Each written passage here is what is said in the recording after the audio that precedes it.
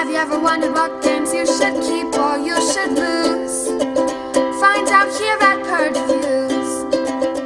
Korrigans is a game I bought before I went on a Dice Tower cruise. We were at a local shop. My son and I looked at it, but realized it didn't play just 2 players, so we didn't get it played on the cruise. Instead, it sat on my shelf for a very long time. Very beautiful artwork of leprechauns and rainbows, and it just sat there and sat there and sat there until we pulled it out. And once we did, we were shocked and surprised. Why did we leave this game on the shelf so long?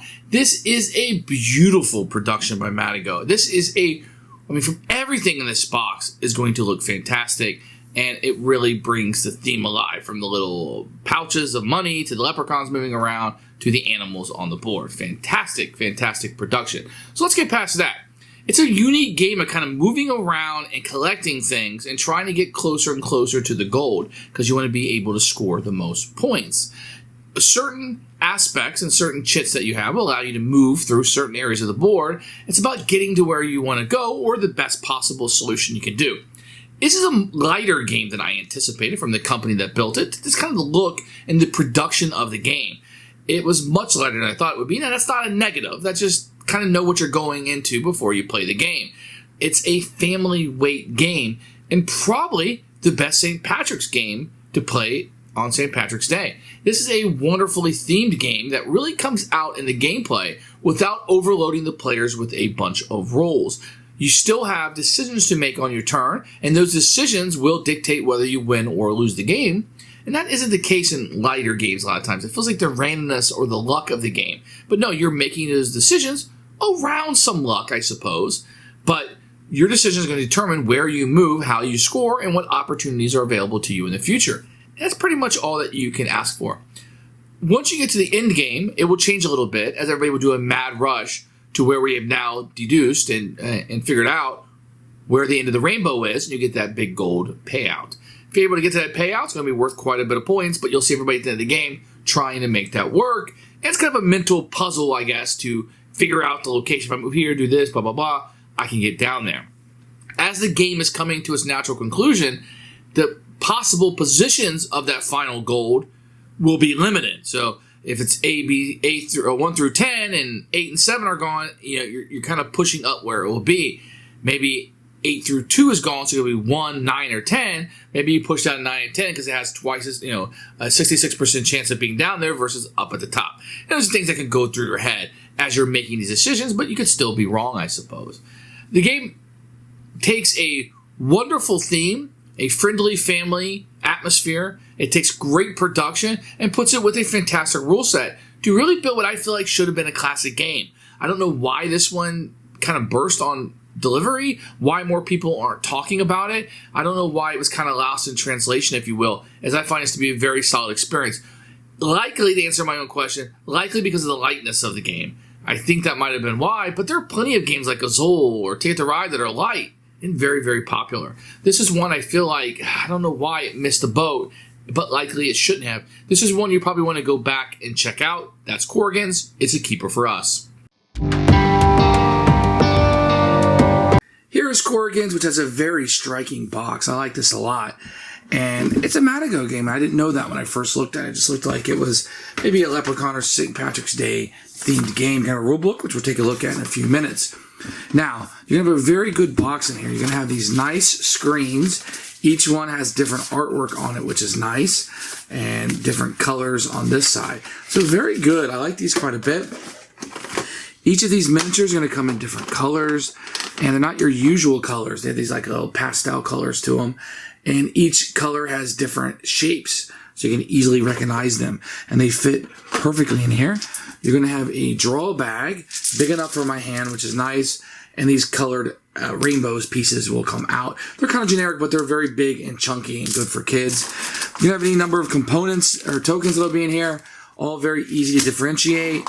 You're going to have these like minhers, I think, with little stickers on the bottom, and they're nice little plastic molds, which are great. Your ogres and stuff in here. Your first player marker.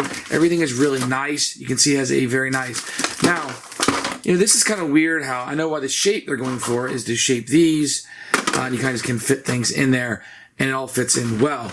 But the board is what I am most impressed with this game. So you're going to have a double-sided board, depending on the number of players, etc.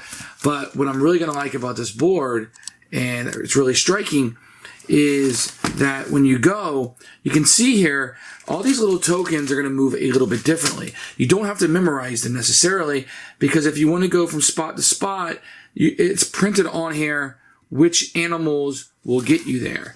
And I like that quite a bit. It's just beautiful. What do I need? I need a squirrel. I need a mole here. I need a rabbit here. So it's mouse. Very easy. Very good explanation. Excellent. Excellent. I wish more games did this. So here's the rule book for Korrigans. It's a little weird because it opens up like this. Now when you have this, you get a picture of all the components and set up with a picture, which is great. Kind of how it plays the Korrigans, and then a summary over here. So this is your reference right here, which is actually pretty nice when it's closed. It's on the back. It's actually on the front. And then you open up, and here's the explanation of all of the rules. Now, had there been more rules, this would have been a cluster, but it really works for what you have here. And I think it's good. You have things that are color-coded, shows you all the components. Once again, those are printed on the board. Fantastic. And then your little powers have been the minors here. You can see right here, easy reference. Not a lot of rules to the game. I think the rulebook does a great job. At first, I was like, oh my gosh, what are we doing here? But it actually worked out pretty well. Excellent rulebook. I'm going to give a quick overview on how to play this game. At the end of the game, whoever has the most gold coins will win. You'll gain coins from tokens like this, these clovers. In addition, you'll gain by finding the gold cauldron that will come out in the middle of the game. First thing you do on a turn is the first player will pull a rainbow piece out and put it on any of these suns that you want to. And basically going to be rolling out where the gold cauldron is going to be. So on the beginning of each turn, if it's a color that hasn't been used yet, you stick it out on one of these suns. If you draw a rainbow color that's already out on the board, it will go on one of these clouds. So basically, you know that the cauldron is not going to be here because these two spaces are up. When there are 7 of these suns covered, then the gold cauldron will come out. Then whatever row doesn't have a sun, you put it out here. And this final round, everybody will be trying to move to the gold cauldron in order to score more gold points. If you're able to get to it, you will get a bonus point at the end of the game. And that's how the last round will move. That's all you'll be doing is trying to race here. So each player is going to have 2 Korrigans that will be out on the board. I'm going to set them here just for the ease of being able to see it. Each player will start the game out with tokens like this that will have characters on them. And the characters are going to help you move. So on your turn, you can flip one of these over and utilize them to move on the different spaces on the board. Now, it could be confusing because each of these are going to move a little bit differently, but they're printed here on the board. So for example, the mouse, if I was right here with my Korrigan, I would be able to move utilizing the mouse because it's here, and I could go to this location. I also have a mole, so if I'm in a spot with a mole, I can move clearly to the other side of the board where there's another mole by utilizing my mole token. So to add one more wrinkle to the game, each spot on the board is going to have these 4 clovers on it. So when you move to a location, you'll be able to look at all 4 of them, decide which one I want. Do I want another companion that would help me move? Or do I want to get the most gold that I can do? You'll make that decision, and then you'll put the clovers back down on that, keeping this behind my screen, and I can utilize it on another turn. You also got these minhers that will be here. And when the last clover is taken, when you take the last one, then you're going to get the bonus that's on the bottom of this. Now in this case, you're going to get a goblin. Sometimes they'll give you extra gold. Sometimes it will help you move around or score more points at the end of the game. But you'll get this little bonus if you take the last clover.